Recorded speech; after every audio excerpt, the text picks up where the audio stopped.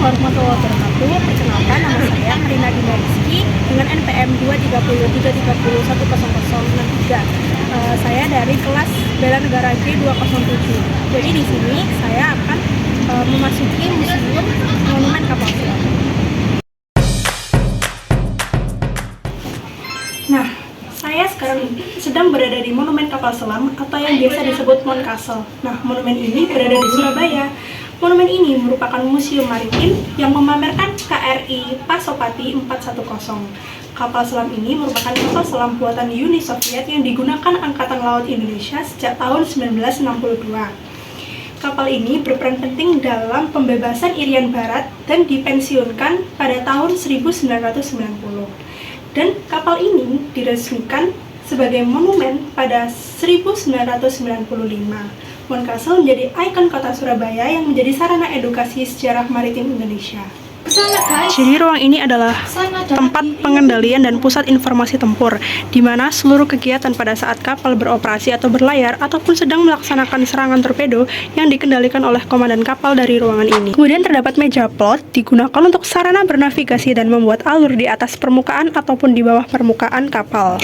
Kemudian juga terdapat ruang sonar. Nah, ruang sonar ini digunakan untuk mendeteksi objek lain dengan baringan dan jarak yang berada di sekitar kapal pada saat kapalnya menyelam.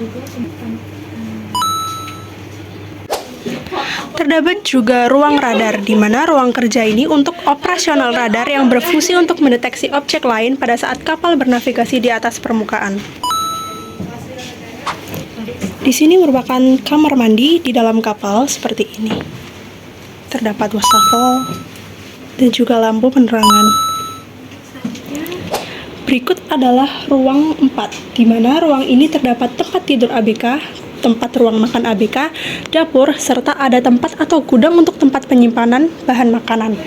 Di ruang ini pula ABK dapat santai dan dapat istirahat dibagi. Di sini juga terdapat mesin diesel 2000 PK.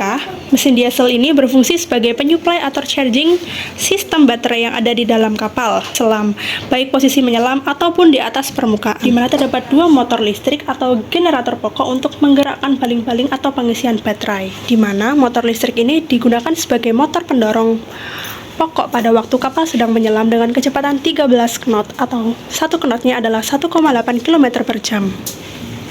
Di samping motor listrik juga terdapat motor ekonomi. Nah, di mana motor ekonomi ini sebagai mesin motor atau pendorong yang digunakan untuk menghindari deteksi sonar kapal lawan dengan kecepatan sampai 2-3 knot. Nah, selanjutnya juga terdapat pompa hidrolik. Nah, pompa hidrolik ini berfungsi untuk mengubah energi mekanik menjadi energi hidrolik. Kemudian juga terdapat pintu keluar atau masuk ABK atau anak buah kapal. Nah, pintu keluar ini digunakan sebagai pintu keluar atau masuk ABK serta sebagai pintu darurat atau emergensi apabila kapal selam tenggelam.